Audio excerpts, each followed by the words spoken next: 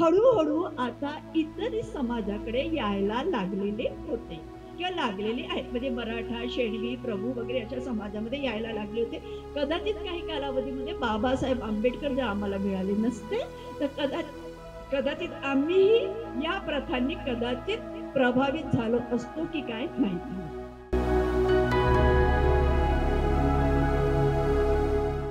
Actually माझ्याकडे विषय देताना म्हटलेलं आहे, की मी बौद्ध स्त्रियांची कर्तव्य काय यावर बोला. आता जेव्हा कर्तव्याची भूमिका येते ना, तर तेव्हा कधी-कधी थोडीशी आगपाखड पण होते, आहे की नाही? आणि मग ते आगपाखड होत असताना नेमकं काय होत असतं, की आम्ही कुठे चुकतो असंच सांगितलं जातं. पण मी आम्ही कुठे चुकतो असं सांगण्यापेक्षा आम्ही काय करायला पाहिजे याकडे जास्त लक्ष वेधेल. कारण स्त्री आणि पुरुषांच्या दृष्टिकोनातून जर आम्ही विचार केला तर आम्ही स्त्रिया कुठेच कमी नाही. हे तथागत भगवान गौतम बुद्धांनी पण मान्य केलेलं आहे. हे आपल्याला मान्य असेल किंवा माहिती असेल. मी 2 त्यातले उदाहरण सांगते आहे. भगवान बुद्ध आणि त्याचा धम्म डॉक्टर बाबासाहेब आंबेडकर लिहिताना त्या ठिकाणी आनंदासोबत भगवान बुद्धांचा झालेला संवाद लिहितात आहे. त्या ठिकाणी ज्यावेळेला महाप्रजापती भगवान बुद्धांकडे जाते आणि मला सुद्धा तुम्ही दीक्षा द्या, या संघात प्रवेश द्या, तेव्हा भगवान बुद्ध त्यांना नकार देतात. आपल्या 500 मैत्रिणीसोबत जातात आहे, बरोबर आहे. कारण काही असो पण ते नकार देतात.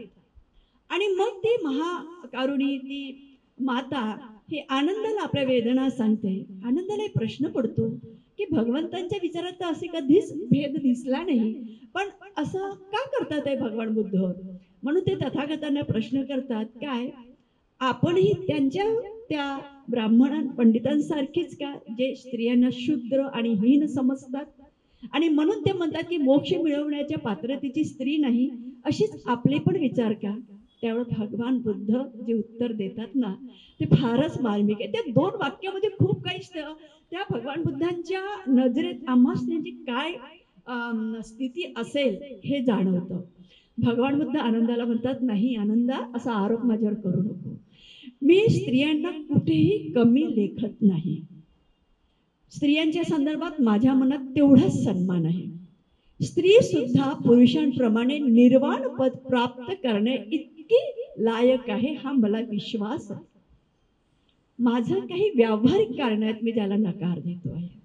पुढे आनंदाला ते होकार देतात आणि महाप्रजापतीला संघामध्ये प्रवेश. ही जगातील मला वाटते पहिली क्रांती आहे, की ज्या म्हणजे त्या कालावधीमध्ये भगवान बुद्ध आणि महावीरांचा सुद्धा जैन धर्म होता. पण त्या कालावधीमध्ये तिथे स्त्रिया सहभागी झाल्या नव्हत्या. पण भगवान बुद्धाने स्त्रियांना आपल्या संघात प्रवेश दिला आणि मग आमच्या स्त्रियांचं कुठेतरी एक विचार प्रसाराच्या कार्याला सुरुवात झालेली आहे. म्हणजे भगवान बुद्ध तिथे मान्य करतात, की मी स्त्रियांना कुठेही कमी लेखत नाही. ते म्हणतात, की निर्वाण प्राप्त करण्या इतपत त्या लायक आहेत, जिथे आम्हाला त्यावेळच्या असलेल्या वैदिक धर्मानुसार मोक्ष प्राप्त करण्याचा अधिकार नव्हता. पण भगवान बुद्ध मात्र आम्हाला तो अधिकार आहे, ती लायक आहे. अधिकार आहे म्हणण्यापेक्षा ती लायक आहे हे सांगतात.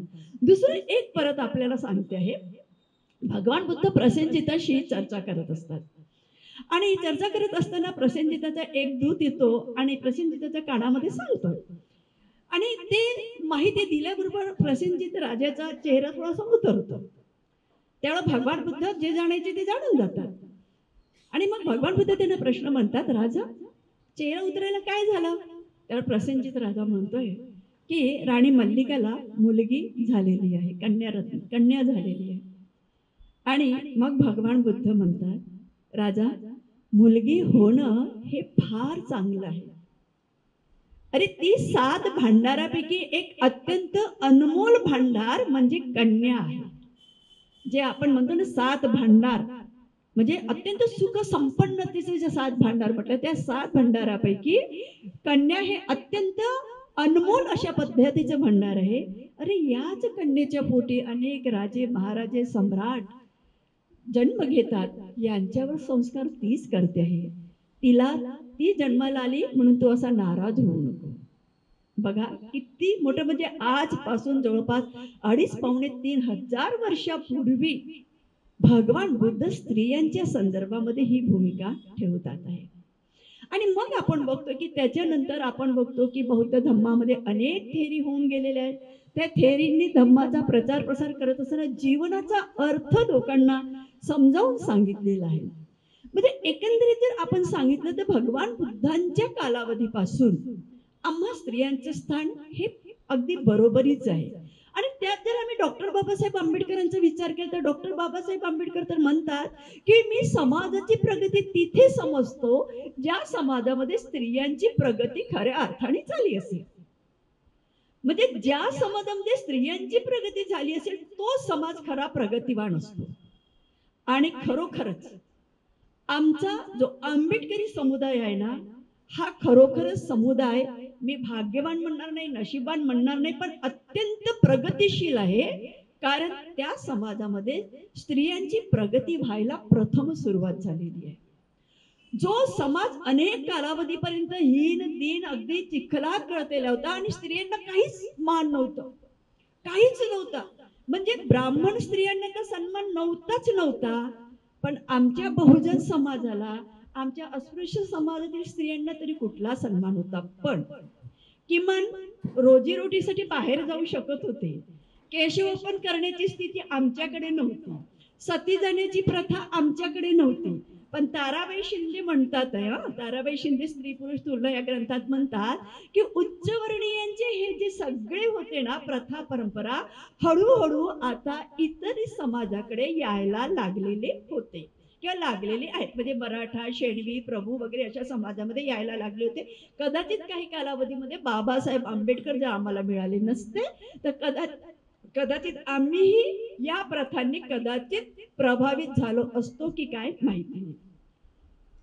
पण एक बाबासाहेबांसारखी व्यक्ती आमच्या समाजाला मिळाली, ज्यांनी महात्मा फुल्यांना आपलं गुरु मानलं.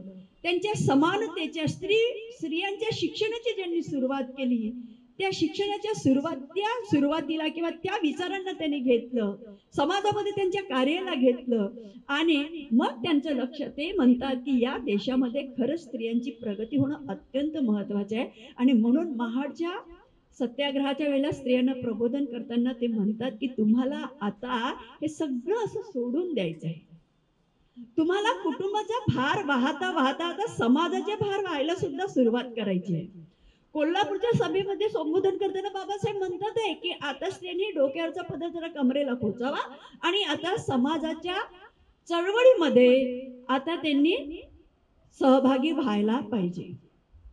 त्यावेळेलाही ते मध्ये 1942 परिषदेमध्ये बाबासाहेब म्हणतात, नागपूरलाच झालेली परिषद, स्त्रियांना संबोधित करताना म्हणतात की स्त्रियांनी आपल्या पतीच्या कार्यामध्ये केवळ तिचा पती म्हणून नव्हे तर तिची पती आणि पत्नी यांचे संबंध हे केवळ पती आणि पत्नी म्हणून नव्हे तर एका स्त्रीचे संबंध आपल्या पतीसोबत मैत्रिणीसारखे असायला पाहिजे.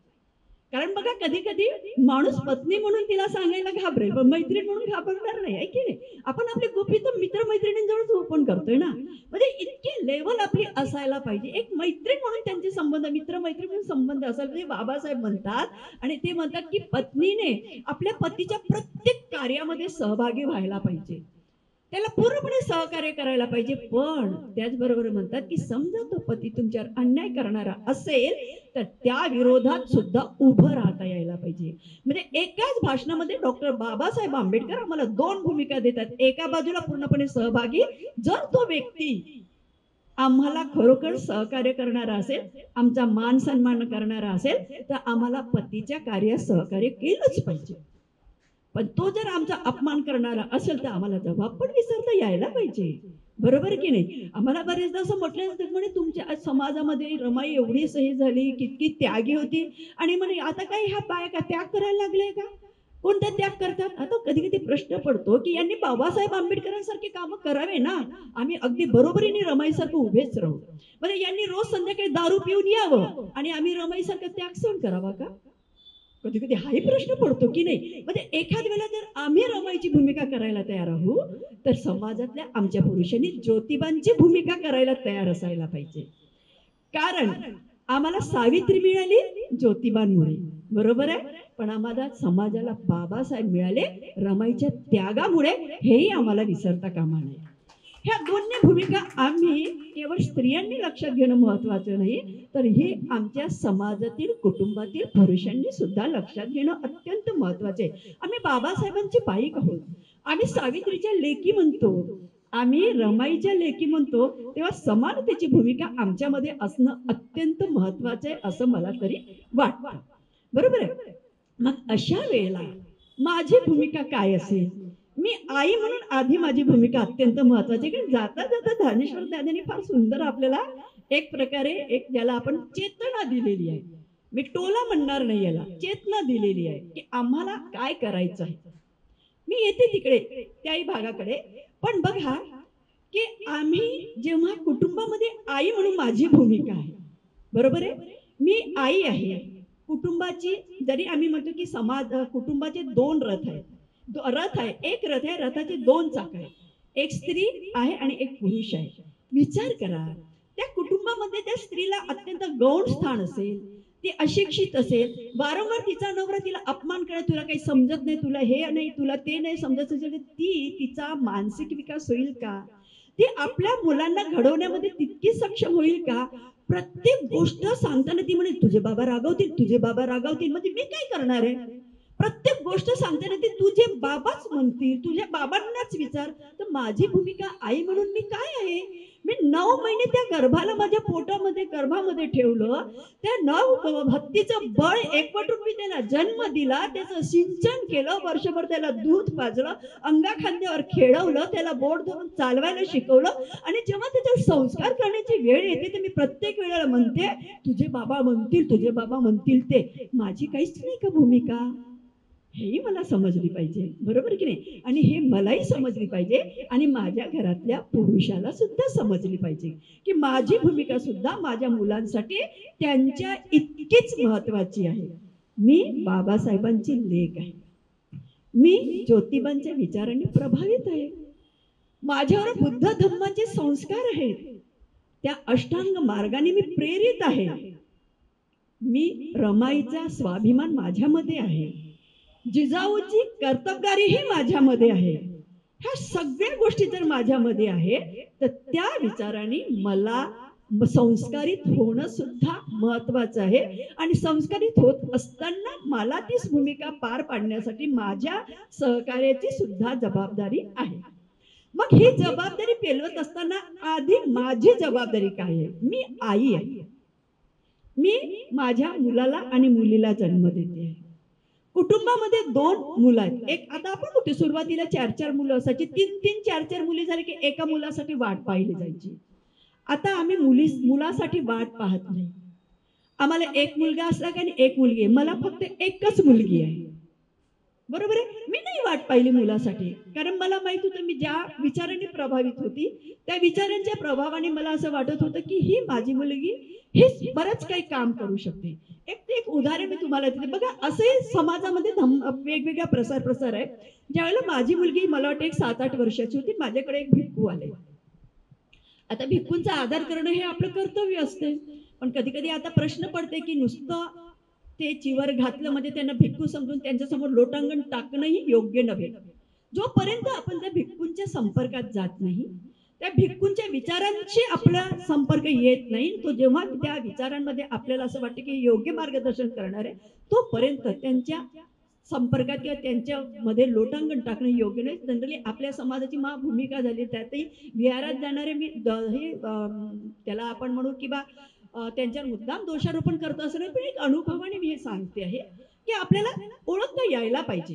कारण बाबासाहेब जेवढी म्हणतात आहे की ह्या भिक्खू एक जबाबदारी आहे की बुद्ध धम्माचा प्रसार करणं, तेवढीच जबाबदारी आमची पण आहे. शुभ्र वस्त्रामध्ये धारण करून आम्ही सुद्धा एक प्रसार होऊ शकतो, बरोबर आहे की नाही? तर एकदा माझ्याकडे ते भिक्खू आले आणि त्यांना मी दान वगैरे दिलं. माझ्याकडे तर इडली तयार केलेली होती, त्यांना म्हटलं मी तुम्हाला इडली देऊ का? ते म्हणाले नाही, मला चहा पाज. मी त्यांना चहा वगैरे दिला, दान दिला. माझ्या मुलीकडनं मी त्यांना नमन वगैरे केलं. त्यांचं तेवढं ते कदाचित ती 7-8 वर्षाची होती, त्यांच्या लक्षात काय आलं माहित नाही. ते म्हणाले काय मुलगी एकच आहे? मी म्हटलं हो. मुलगा नाही तुझ्याकडे? म्हटलं नाही. तर म्हणे मुलगा असायला पाहिजे. आता मला थोडंसं, मी त्यावेळेला खूप काही अभ्यासक नव्हती, पण विचाराने प्रभावित होती. मला एक प्रश्न पडला, म्हटलं का? तर म्हणे मी औषध देतो, तर अनेकांना मुलं झालेले आहे. मी म्हटलं, "भंतेजी, मी बाबासाहेबांना वाचते आहे आणि बाबासाहेबांनी", मी तेवढंच म्हणाली, "बाबासाहेबांना वाचते आहे, तर बाबासाहेबांच्या विचारातून मी माझ्या मुलीला घडवते, त्यामुळे मला असं काही वाटत नाही. आता तुम्ही येऊ शकता." मग ते बरंच काही बोलले, पण आता जाऊ द्या. तर मग ते निघून गेले. तेव्हापासून मी सतर्क झाले, की नाही, नाही, सगळेच भिक्खू आले म्हणजे त्यांना लोटांगण देणं, ठीक आहे, त्यांच्याशी चर्चा करा. जर आपल्या चर्चेत किंवा आपल्या त्या विचारामध्ये बसत नसतील, तर त्यांना साधुवाद करा आणि येऊ द्या. तर सांगण्याचा उद्देश हा, की आपण आता अगदी मर्यादित कुटुंबामध्ये आहोत. आपल्या घरामध्ये एक मुलगी आहे किंवा एकच मुलगा आहे किंवा एक मुलगा आणि एक मुलगी आहे. बरं, एक अशा पद्धतीचं आहे. मग एक आई म्हणून माझी भूमिका घरामध्ये काय असते? मी एक बौद्ध आई आहे. मी आंबेडकरी आई आहे. बरोबर आहे? मी स्वतःला बुद्धिस्ट म्हणते, मी आंबेडकरी म्हणते. मी स्वतःला एक माझ्या विचारांमध्ये कुठे जिजाऊ, सावित्री, रमाई या सर्वांची कुठेतरी माझ्यामध्ये प्रेरणा आहे. तर माझी घरामध्ये वागणूक माझ्या मुलाशी आणि मुलीशी वागत असताना ही सारखी असायला पाहिजे आई म्हणून. नेमकं काय असतं घरामध्ये, की समजा घरामध्ये समजा मुलगा आणि मुलगी असेल आणि मुलगी समजा लहान असेल किंवा मोठी असेल. ओके. जशी जशी ती मोठी व्हायला लागते, तर आम्ही मुलाला बाहेरची कामं सांगायला लागतो. "जा रे, ते थोडंसं जाऊन आण, ते घेऊन ये, ते घेऊन ये." ते मुलं, "अगं, अगं, राहू दे, दादा जाईल ना घेऊन येईल." दादा जाईल आणि घेऊन येईल. मग तू काय करायचं? "जा बरं, थोडंसं ते गॅसवरचं बघ बरं. दादा आलेला आहे, थोडंसं पाणी आणून दे बरं, त्याला प्यायला पाणी आणून दे." वगैरे, वगैरे, वगैरे. कधी-कधी ह्या ज्या सगळ्या गोष्टी असतात ना, ह्या आमच्या मुलांच्या आणि मुलींच्या बालमनावर कुठेतरी प्रभाव करणाऱ्या ठरतात. म्हणजे दादा आला की ताईने पाणी आणायचं. मग तो लहान दादा असेल तर त्याचं मोठ्या ताईने ताट उचलून ठेवायचं. ह्या ज्या असतात तेव्हा दादाला हे कुठेतरी वाटतं, की घरामध्ये आईनी, माझ्या बहिणीने हेच कामं करायचे. म्हणजे उद्या हा माझा दादा डॉक्टर होतो, इंजिनियर होतो, मोठा कुठेतरी चांगला होतो आणि मग तो बरोबरीचीच कुठेतरी आपली बायको शोधतो. पण त्याच्या मानसिकतेमध्ये हेच असतं, की मी घरी आल्यानंतर तिनेच मला चहा करून द्यायचा आहे.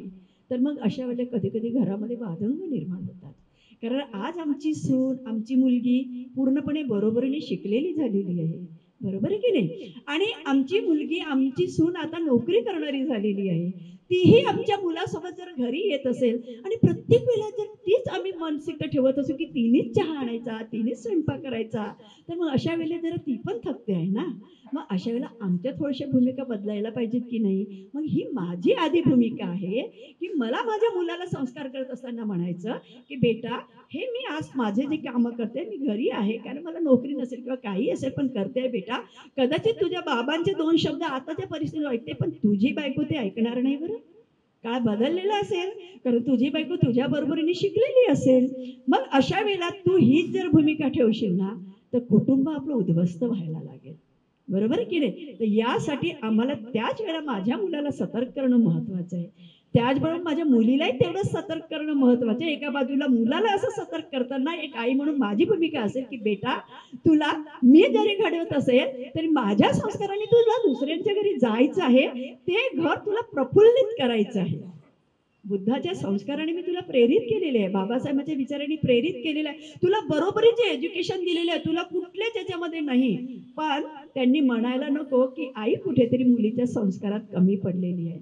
बेटा, मी तू स्वयंपाकच कर, तू सगळे कपडे धु, हे धु, हे मी मला म्हणणार नाही.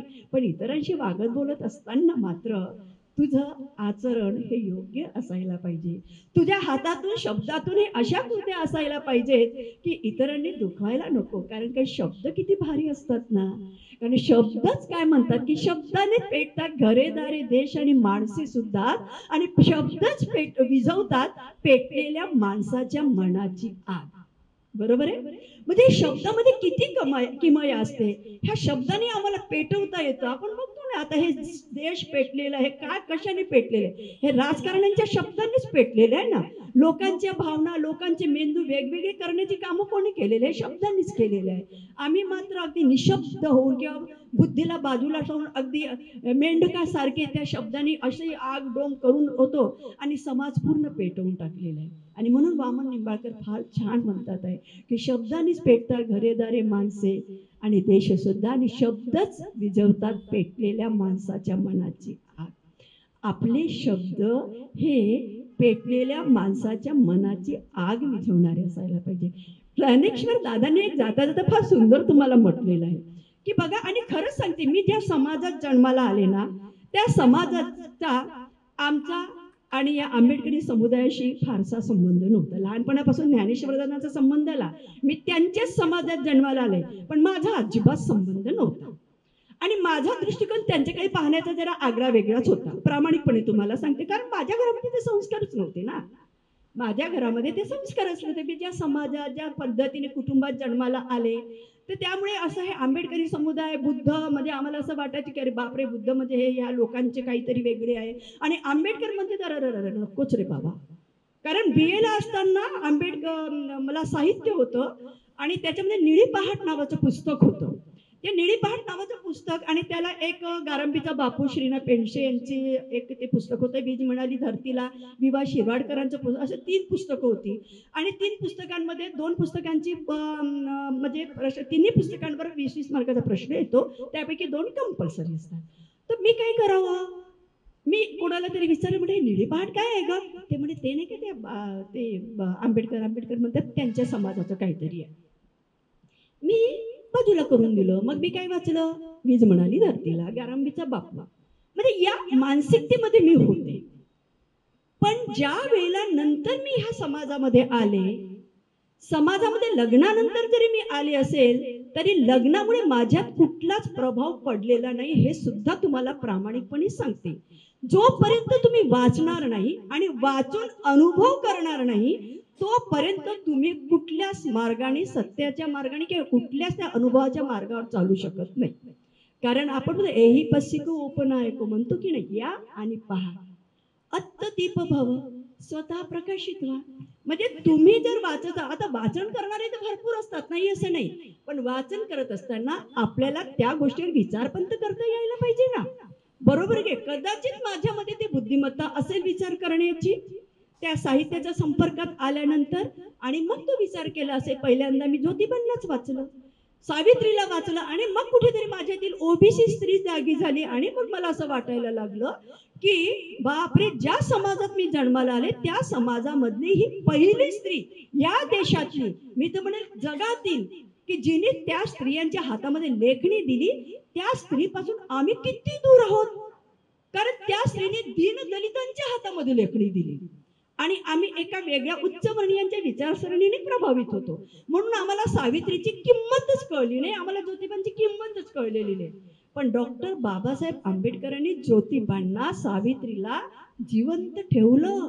त्यांच्या कार्य आणि विचाराने आज आपल्या बुद्धविहारामध्ये त्यांचे फोटो लागून आहेत. आमच्या मंदिरामध्ये फोटो नाही आहे. आम्ही फक्त काय केलंय, त्यांच्या जयंती आणि स्मृती दिनापर्यंत त्यांना ठेवलेलं आहे. बरोबर आहे.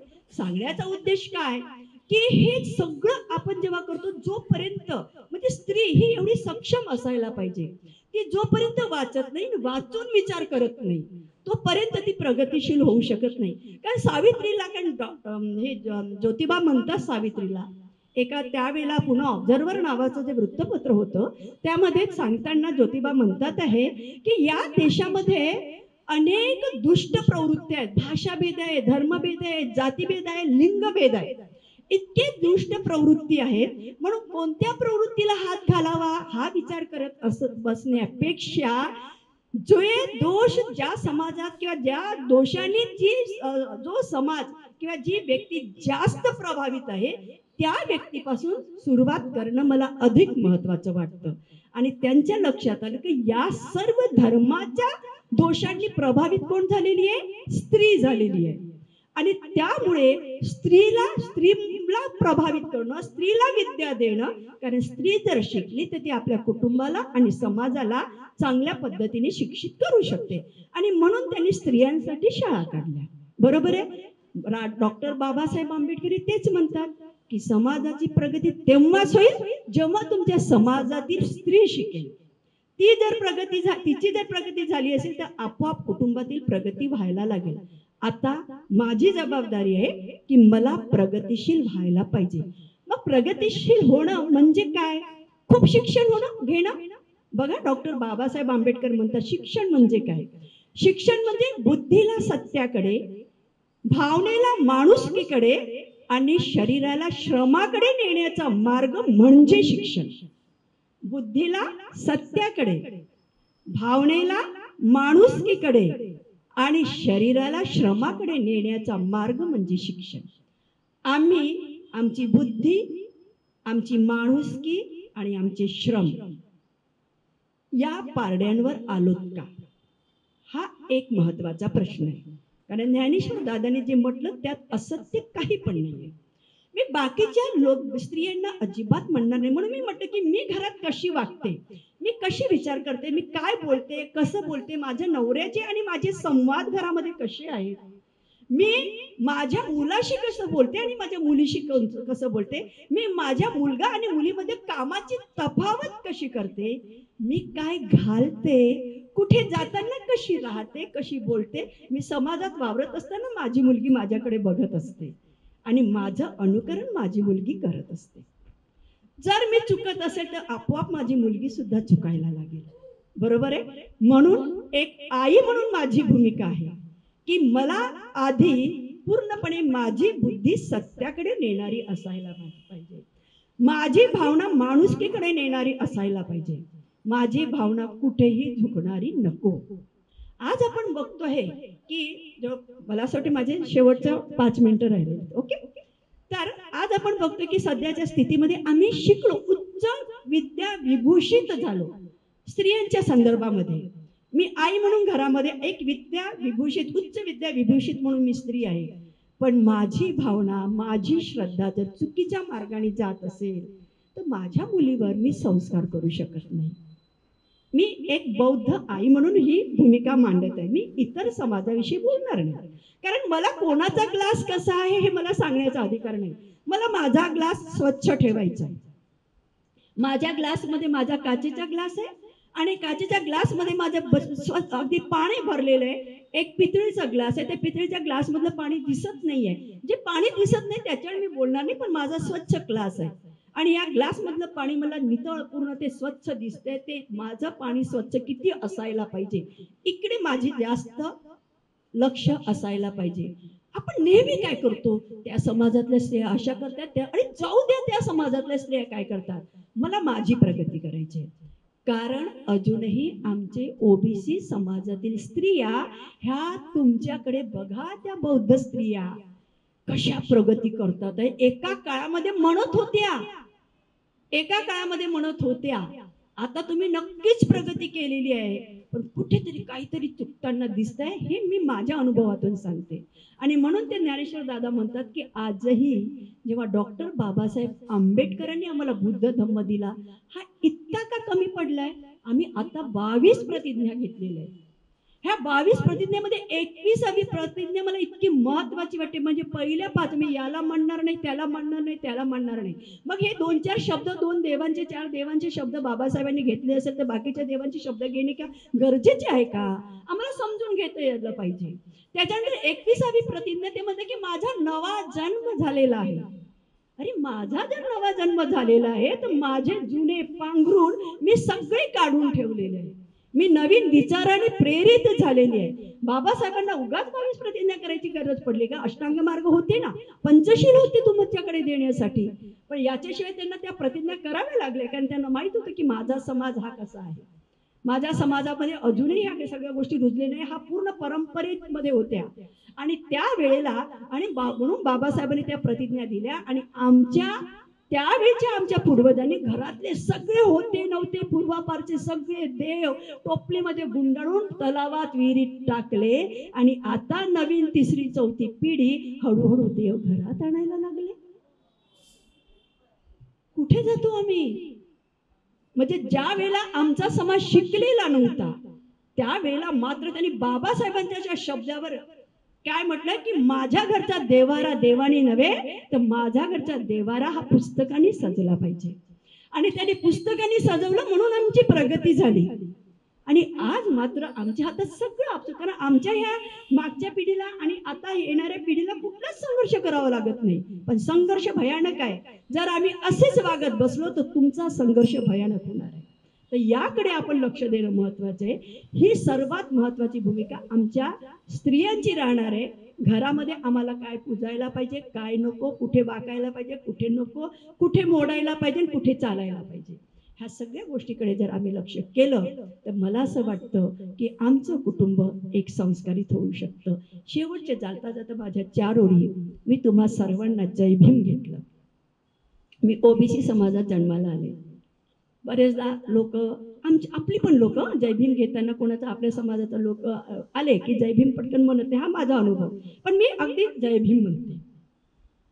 आपल्यापैकी कोणाचाही फोन आला, माझ्या ओबीसी नातेवाईकांमध्ये जरी मी असेल तरी जय भीम सर, जय भीम दादा म्हणते. कारण मला जय भीमचा अत्यंत स्वाभिमान वाटतो. कारण जय भीम आमचा स्वाभिमान, जय भीम आमच्या कार्यकर्तृत्वाचा मान. जय भीम आमचा स्वाभिमान, जय भीम आमच्या कार्यकर्तृत्वाचा मान. डॉक्टर बाबासाहेब आंबेडकरांनी दिले आम्हाला संविधान स्थान, म्हणून आम्ही मिरवतो मान. आम्हाला हा संविधानाचा आदर करता यायला पाहिजे. परत जाता जाता आपणा सर्वांना जय संविधान, जय भीम, नमो बुद्धाय.